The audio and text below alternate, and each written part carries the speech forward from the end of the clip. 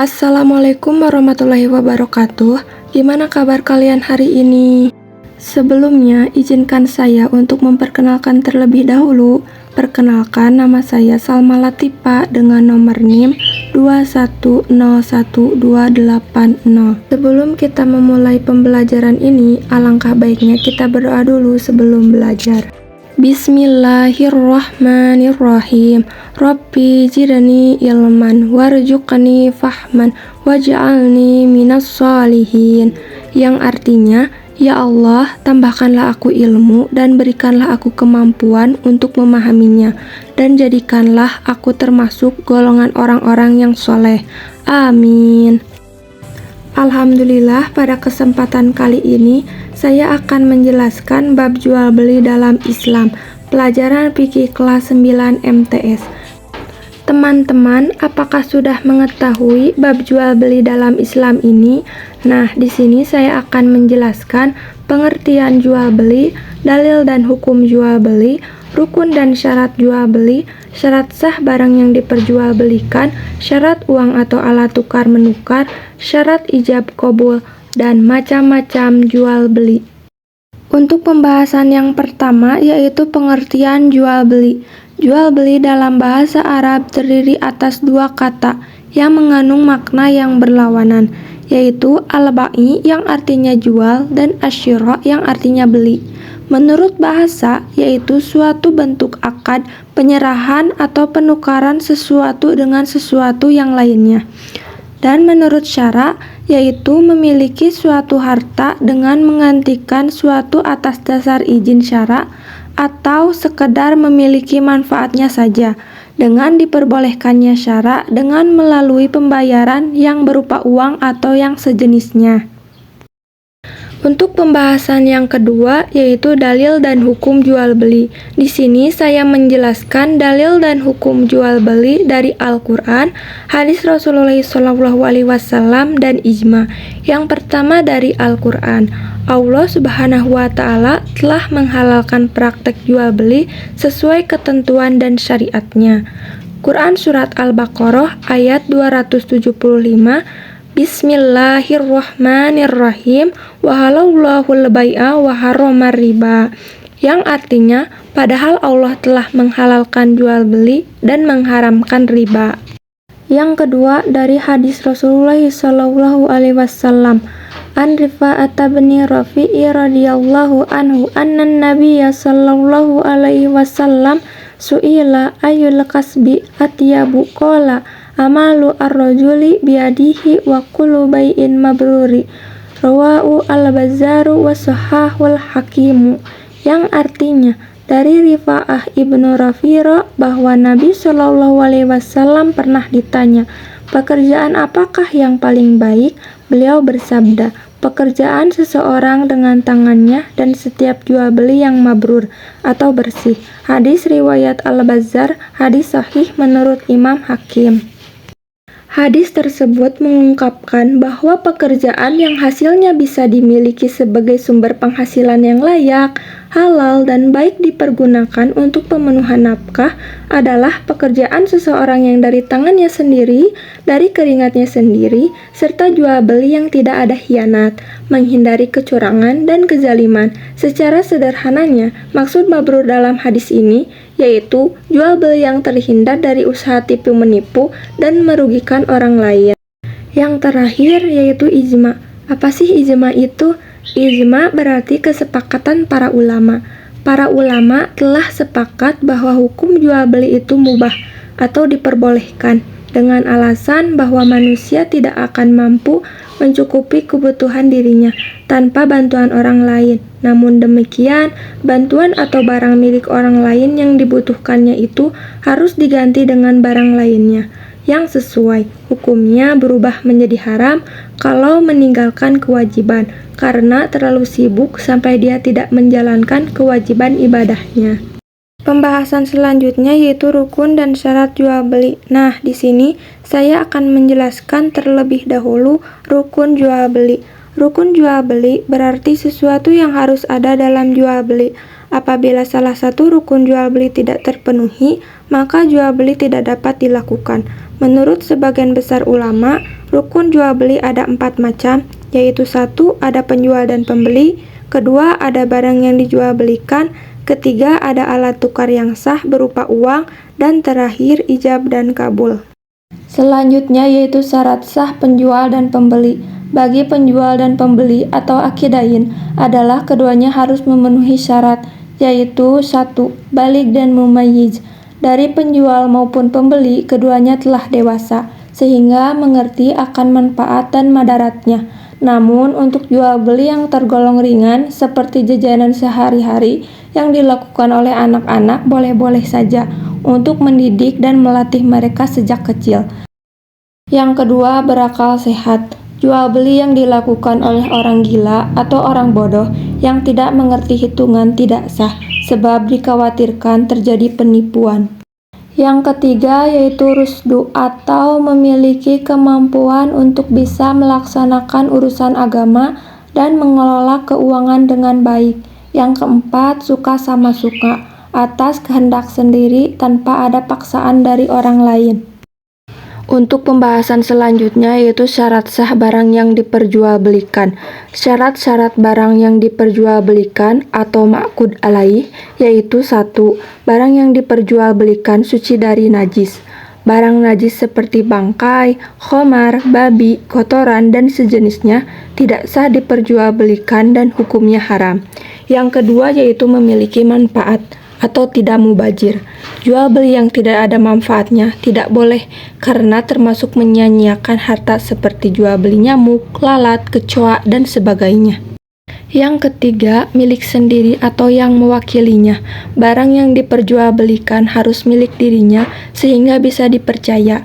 Misalnya, pelayan toko yang menjual barang majikannya atau maklar motor yang menjualkan motor orang lain. Barang-barang yang bukan milik sendiri seperti barang pinjaman, barang sewaan, dan barang titipan tidak sah untuk diperjualbelikan. Yang keempat yaitu barang yang dijual dapat diserah terimakan. Tidak sah jual beli ayam yang belum ditangkap atau jual beli barang merpati yang masih keliaran dan jual beli ikan yang masih dalam kolam dan sebagainya. Dan yang kelima, barang itu diketahui secara jelas oleh pembeli, baik bentuk, ukuran, maupun sifat-sifatnya. Ketentuan tersebut tidak ada yang disembunyikan atau ditutup-tutupi. Selanjutnya yaitu syarat uang atau alat tukar menukar. Alat tukar menukar yang digunakan sebagai alat transaksi hendaknya alat yang sah dan berlaku serta bernilai dan diakui secara umum penggunaannya. Menurut ulama fikih, bahwa alat tukar menukar yang berlaku di masyarakat harus memenuhi syarat sebagai berikut, yaitu 1. Harga harus disepakati kedua belah pihak dan disepakati jumlahnya. Yang kedua, nilai kesepakatan itu dapat diserahkan langsung pada waktu transaksi jual beli. Yang ketiga, apabila jual beli dilakukan secara barter, bukan berupa uang tetapi berupa barang, maka tidak boleh barang yang diharamkan. Dan yang terakhir, syarat ijab kabul. Ijab dan kabul dikatakan sah apabila memenuhi syarat, yaitu 1. Kabul harus sesuai dengan ijab. Yang kedua, ada kesepakatan antara ijab dan kabul pada barang yang ditentukan mengenai ukuran dan harganya. Yang ketiga, akad tidak dikaitkan dengan sesuatu yang tidak ada hubungannya dengan akad. Misalnya, buku ini saya akan jual kepadamu 10.000 jika saya menemukan uangnya. Yang keempat, akad tidak boleh berselang lama karena hal itu masih berupa janji. Untuk pembahasan selanjutnya yaitu macam-macam jual beli. Nah, di sini saya akan membahas terlebih dahulu jual beli yang sah atau terpenuhi rukun dan syaratnya dan tidak terlarang. Yang ke-1, jual beli salam atau pesanan. Jual beli salam adalah jual beli melalui pesanan, yakni jual beli barang dengan harga yang disepakati dengan cara menyerahkan uang muka terlebih dahulu, kemudian barang diantar belakangan. Contohnya membeli motor secara kredit. Yang kedua, bai muqayyadah atau barter. Bai muqayyadah adalah jual beli dengan melakukan penggantian antara dua barang. Jenis ini lazim disebut sebagai barter antara dua barang yang berbeda. Dengan demikian, jual beli muqayyadah adalah jual beli dengan cara menukar barang dengan barang seperti menukar baju dengan sepatu. Yang ketiga, bai mutlak. Jual beli mutlak yang telah disepakati, misalnya berupa uang dan lain-lain. Bai mutlak yaitu melakukan jual beli barang dengan sesuatu yang telah disepakati sebagai alat tukar. Contohnya membeli pakaian dengan harga 50.000 dibayar tunai. Yang terakhir, bai syarafah adalah jual beli dengan melakukan penggantian antara harga dan harga. Contohnya, penggantian antara emas dan perak, rupiah dan dirham, rupiah dan ringgit, dan lain-lain.